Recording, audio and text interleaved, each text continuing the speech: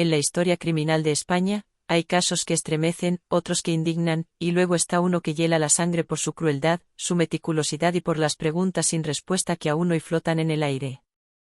Un caso que no solo sacudió a una nación entera, sino que se convirtió en una oscura leyenda moderna, el asesinato más atroz jamás registrado en suelo español. Un crimen que no parece haber sido cometido por un ser humano, sino por una sombra nacida del abismo más profundo del alma. Todo comenzó en un tranquilo pueblo, aparentemente fuera del radar de la violencia y el horror.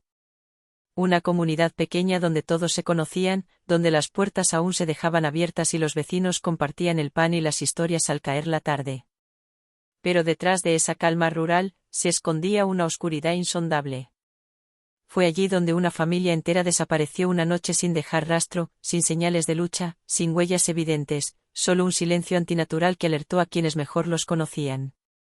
La Guardia Civil fue alertada tras más de 48 horas sin noticias. Al llegar a la vivienda familiar, lo que encontraron desafió cualquier protocolo, cualquier lógica, incluso cualquier experiencia previa. La escena era un retrato del horror absoluto, cuerpos mutilados con precisión quirúrgica, marcas rituales talladas en la madera, sangre convertida en mensaje. Pero lo más perturbador era que no había señales de entrada forzada, ni cámaras captaron movimientos extraños. Parecía un crimen cometido desde dentro, por alguien que conocía perfectamente cada rincón de la casa y de las víctimas. La investigación tomó un giro aún más siniestro cuando se descubrieron diarios escondidos en el dormitorio del hijo mayor, un joven brillante, callado y reservado. En esas páginas escritas con tinta negra, hablaba de voces que lo llamaban por las noches, de sombras que lo espiaban desde los rincones y de una figura que se aparecía en sueños, dictándole la purificación del dolor humano. Lo que al principio parecía una mente perturbada, pronto se convirtió en el centro de una teoría cada vez más macabra. Pero, ¿podía un muchacho de apenas 18 años orquestar semejante atrocidad? ¿Podía planear, ejecutar y borrar cada huella sin ayuda? ¿O había algo o alguien más involucrado? Los vecinos hablaban de cultos antiguos, de rituales que se remontaban a la guerra civil, de cuevas cercanas donde se realizaban ceremonias que desafiaban a la Iglesia y al Estado. El eco de esos susurros llegó a los investigadores, que encontraron símbolos similares en un altar oculto bajo el suelo de la casa. Símbolos antiguos, prohibidos, que no figuraban en libros comunes. Algo profundamente perturbador se escondía tras esa fachada de normalidad. La cobertura mediática explotó. España entera quedó paralizada ante la idea de que lo inexplicable había tocado su puerta. Psicólogos, criminólogos, antropólogos y hasta expertos en ocultismo fueron convocados para intentar descifrar el enigma. Pero entre tantos análisis, teorías y debates, surgía una verdad inquietante: no había explicación lógica que pudiera contener tanta oscuridad. Los informes forenses revelaban que las víctimas habían sido drogadas, pero no con sustancias conocidas. En sus sistemas se hallaron compuestos nunca antes registrados, como si alguien hubiese preparado una mezcla experimental con precisión milimétrica. Esto solo alimentó la teoría de que había algo más grande operando en las sombras. La escena del crimen, al ser estudiada por expertos en criminología, fue descrita como una obra de teatro sangrienta ejecutada con maestría, lo que llevó a algunos a creer que quien la ideó no solo quería matar, sino transmitir un mensaje. Uno críptico. Uno que todavía no entendemos del todo. Los interrogatorios al entorno familiar sacaron a la luz secretos enterrados, tensiones, herencias disputadas, conexiones turbias con figuras del pasado franquista, incluso una denuncia por maltrato que nunca se investigó a fondo. Pero nada parecía justificar semejante nivel de violencia. Nadie podía comprender cómo una familia normal, incluso si ocultaba ciertas sombras, había terminado en ese estado. El hijo mayor, único sobreviviente y principal sospechoso, desapareció la misma noche del crimen. Su pista se perdió cerca de un bosque conocido por historias de brujería y desapariciones antiguas. A pesar de una búsqueda nacional e internacional, jamás fue encontrado. Su rostro se convirtió en uno de los más buscados de Europa, y al mismo tiempo, en el símbolo de un misterio sin resolver. Lo más inquietante es que, con el paso de los años, otros asesinatos con patrones similares comenzaron a surgir, primero en regiones cercanas, luego en países vecinos. Siempre con el mismo sello, precisión, símbolos extraños, ausencia de huellas y víctimas seleccionadas con un patrón casi imperceptible. Como si alguien o algo estuviera siguiendo una lógica que el resto del mundo aún no ha podido comprender. Como si una fuerza invisible, meticulosa y ancestral estuviera ejecutando un plan cuyo propósito aún nadie puede descifrar.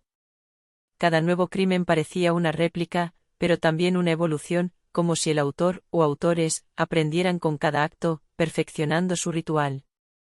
Las víctimas, elegidas de diferentes edades y perfiles sociales, tenían un único punto en común: todas habían vivido, en algún momento de su vida, cerca del epicentro del primer crimen. Tullidos cabos sueltos que los investigadores no podían ignorar. A pesar del hermetismo de las autoridades, algunos periodistas independientes lograron filtrar fotografías de las nuevas escenas, en las que aparecían los mismos signos tallados en las paredes, los cuerpos dispuestos en posiciones específicas, y objetos personales ubicados con una simetría espeluznante. En un caso, incluso se encontró un violín antiguo junto al cadáver de una joven, aunque la víctima no tenía relación alguna con la música. Esto desató teorías conspirativas, desde sectas secretas hasta sociedades ocultas que operan entre capas de poder. Los medios sensacionalistas se alimentaban de estos elementos como si fueran combustible para el fuego. Cada nuevo descubrimiento era presentado como parte de una serie demoníaca, y pronto, el caso más atroz de España se convirtió en un fenómeno global. Documentales, podcast, recreaciones cinematográficas, pero ninguno logró tocar el núcleo oscuro de esta historia como lo hacían los susurros que aún recorrían las calles del pueblo donde todo empezó. Los ancianos del lugar, aquellos que rara vez hablaban con extraños, comenzaron a revelar detalles que durante años habían callado por miedo. Decían que no era la primera vez que algo así ocurría. Hablaban de desapariciones en los años 40, de muertes inexplicables en los 70, de una maldición que atravesaba generaciones.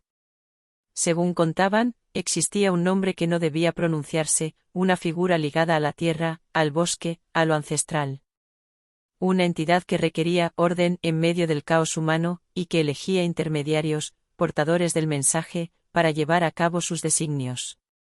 En un archivo olvidado del monasterio local, se encontró un manuscrito del siglo XVI que describía, con detalle escalofriante, un suceso ocurrido en el mismo valle donde vivía la familia asesinada. En él se hablaba de un joven que desapareció por días y volvió, cambiado, obsesionado con símbolos que tallaba sobre animales muertos, con palabras que decía no entender pero que escribía compulsivamente. Poco después, ocurrieron varias muertes brutales.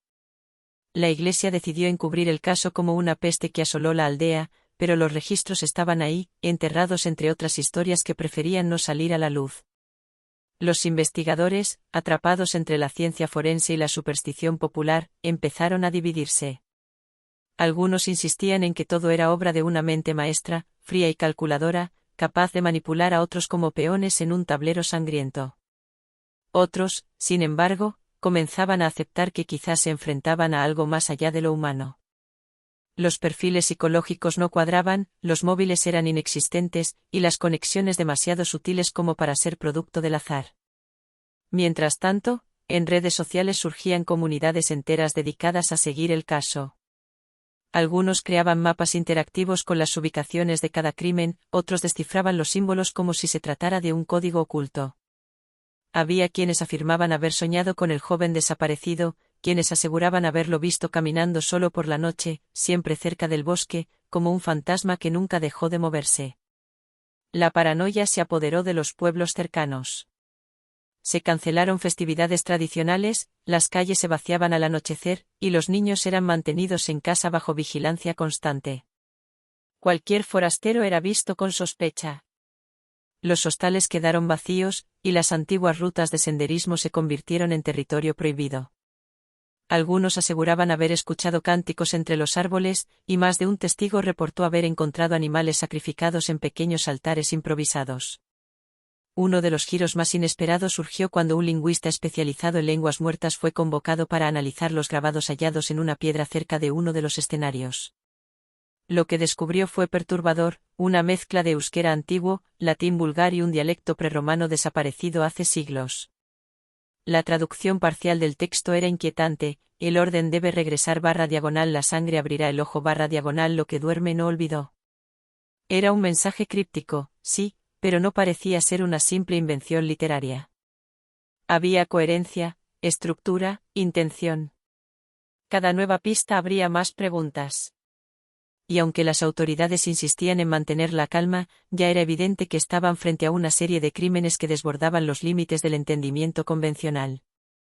La policía creó un grupo especial secreto, compuesto no solo por agentes, sino también por expertos en folclore, simbología y psicología transpersonal.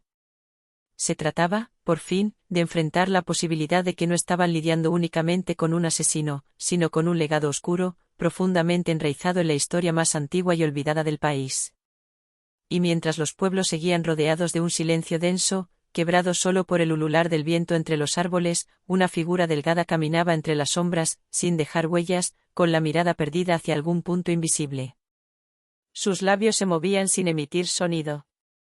Pero quien lo viera de cerca, si alguien se atreviera a mirar sus ojos, notaría que no era el mismo de las fotografías.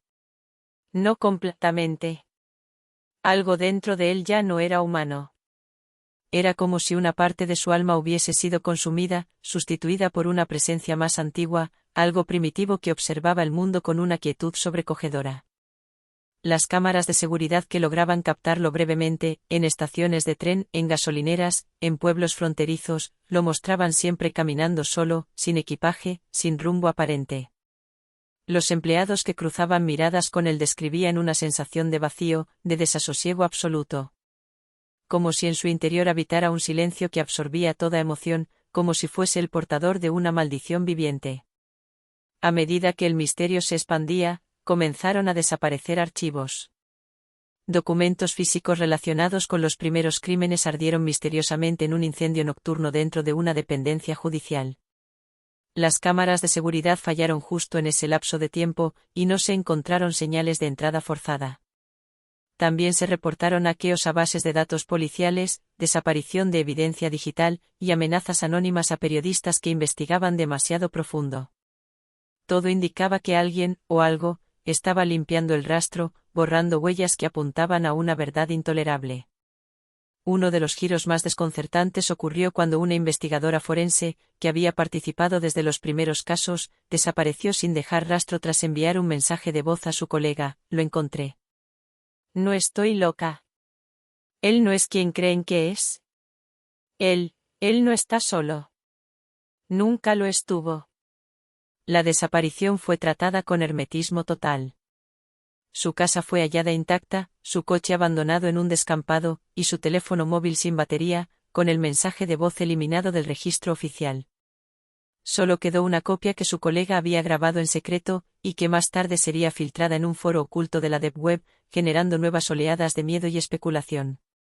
Un patrón emergía entre las víctimas recientes: todas, en algún momento, habían mostrado interés en lo oculto, en lo espiritual, o habían participado en rituales considerados de limpieza energética o contacto con planos superiores. Parecía que el asesino, o la entidad detrás de él, no elegía al azar, sino que buscaba almas sensibles, abiertas a lo invisible. Y al encontrarlas, las marcaba como ofrenda. Un monje retirado, antiguo exorcista del norte de Castilla, fue entrevistado en secreto por un periodista independiente. Lo que reveló fue aterrador: eso que persiguen no es un hombre. Es un canal. Un conducto. Alguien que fue vaciado de sí mismo y ahora camina con otra voluntad dentro. No se le puede atrapar con armas, ni con leyes. Lo que lo mueve no es la maldad común, sino el hambre de equilibrio ancestral. Sangre por silencio. Muerte por orden. En algunos círculos esotéricos, el asesino fue apodado el Ojo Silente, una figura mitológica asociada a civilizaciones extintas, cuyo propósito era restablecer un equilibrio cósmico mediante sacrificios periódicos. Esta teoría, por más irracional que sonara, comenzó a ganar fuerza cuando se descubrieron petroglifos idénticos a los símbolos encontrados en las escenas de crimen en ruinas prehistóricas de la península ibérica, algunas datadas en más de 4000 años. Nadie pudo explicar cómo esos signos, olvidados durante milenios, reaparecían con exactitud milimétrica en crímenes modernos. En las últimas semanas, se reportaron movimientos extraños en un monasterio abandonado en los Pirineos. Testigos afirmaban ver luces parpadeando desde el interior, y una figura encapuchada que salía al anochecer, siempre a la misma hora. Grupos de investigadores amateurs, armados con cámaras infrarrojas y drones, intentaron acercarse, pero cada uno de ellos acabó desapareciendo, dejando solo imágenes fragmentadas, distorsionadas, como si una energía desconocida afectara los dispositivos electrónicos. Un periodista, convencido de que el monasterio ocultaba respuestas, logró infiltrarse en su interior.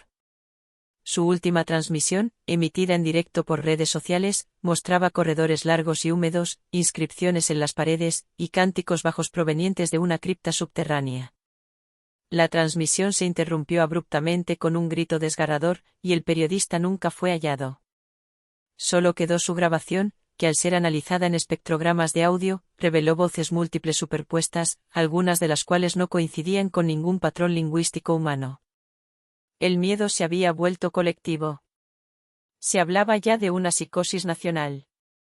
Pero para los que seguían el caso de cerca, no se trataba de locura. Se trataba de mirar de frente a una verdad que durante siglos fue silenciada, que hay fuerzas, entidades o inteligencias que operan al margen de lo visible, que interactúan con el ser humano a través de símbolos, de rituales, de posesiones. Y que cada cierto tiempo, encuentran un canal, un cuerpo receptivo, una mente fracturada, para manifestarse en este plano. Mientras tanto, en una pequeña aldea olvidada del norte, un anciano que había estado en silencio por décadas, excombatiente de la guerra civil y último miembro de una sociedad secreta ya extinta, abrió un viejo baúl de madera sellado con clavos oxidados. Dentro, había manuscritos, mapas, un diario escrito en códigos cifrados, y una advertencia escrita con tinta seca: si vuelve a caminar, no intentéis detenerlo.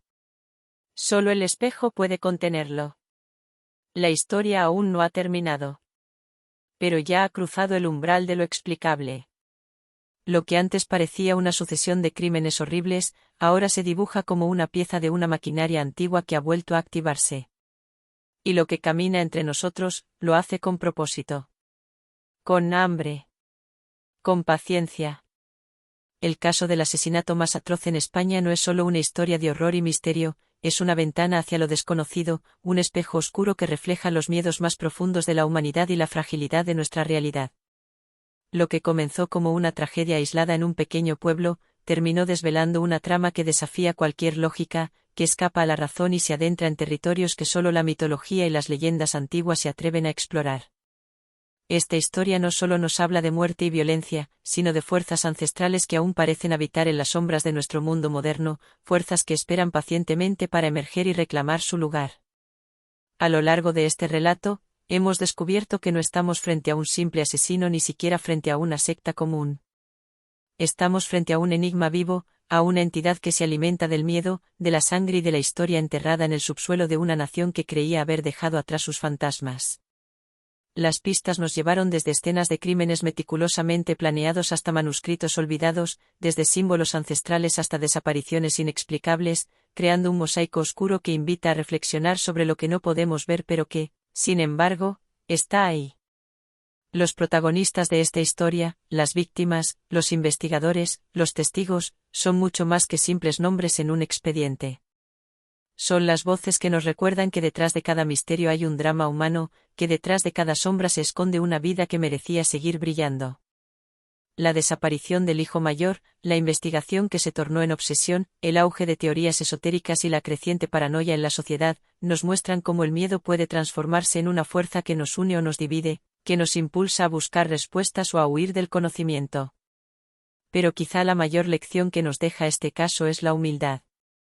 La aceptación de que no siempre tenemos el control, que no siempre la ciencia puede explicar todo, y que a veces debemos mirar más allá de lo visible para comprender el verdadero alcance de lo que nos rodea. El ojo silente no es solo un asesino, es una metáfora de nuestras propias sombras, de aquello que ocultamos en lo profundo de nuestra alma y que, tarde o temprano, reclama ser enfrentado. Este caso también pone en evidencia la fragilidad de la justicia y la seguridad cuando se enfrentan a lo inexplicable. La desaparición de pruebas, las amenazas, la manipulación de información, revelan que hay capas de poder y silencio que van más allá de la ley y que pueden proteger incluso al misterio más oscuro. La sociedad, atrapada entre la necesidad de saber y el miedo a la verdad, queda en un limbo donde la realidad y la ficción se entrelazan, donde la historia se convierte en leyenda y la leyenda en advertencia. Para quienes han seguido esta historia, queda la incógnita eterna: ¿qué es realmente el ojo silente? ¿Es un hombre poseído, un espíritu ancestral, una sociedad secreta o una combinación de todos estos elementos? ¿Podremos algún día desenmarañar esta red de horror, o estaremos condenados a vivir con la inquietante certeza de que hay fuerzas que jamás comprenderemos? Mientras tanto, el eco de su presencia resuena en cada rincón oscuro, en cada susurro del viento, en cada sombra que se mueve sin razón aparente. Y es precisamente esa incertidumbre la que mantiene viva esta historia, la que convierte cada detalle en un misterio, cada símbolo en un enigma, cada desaparición en una advertencia.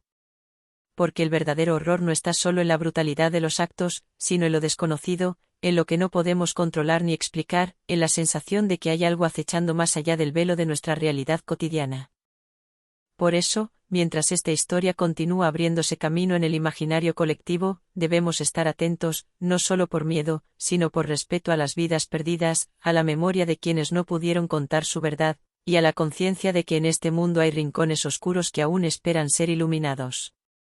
La historia del asesinato más atroz en España es un recordatorio poderoso de que la justicia, la verdad y la luz siempre deben buscarse, incluso cuando el camino está plagado de sombras y dudas. Así que si algo nos deja esta historia, es la invitación a no mirar hacia otro lado, a no subestimar el poder de lo oculto ni la fuerza de lo que yace enterrado en nuestra historia y en nuestro ser. Es un llamado a despertar, a cuestionar, a enfrentarnos a los fantasmas, reales o imaginarios, que habitan en nuestras vidas y en nuestra cultura. Porque solo enfrentando esa oscuridad podremos encontrar la luz, y solo comprendiendo el pasado podremos proteger nuestro futuro. En definitiva, esta historia nos recuerda que los misterios más profundos no solo se esconden en las páginas de un libro o en los archivos policiales, sino también en el alma humana, en sus temores, en sus creencias y en sus silencios. El caso del asesinato más atroz en España es, por encima de todo, un espejo que nos desafía a mirar dentro de nosotros mismos y a preguntarnos qué estamos dispuestos a enfrentar cuando la realidad supera la ficción y cuando la noche se convierte en la protagonista de nuestra historia.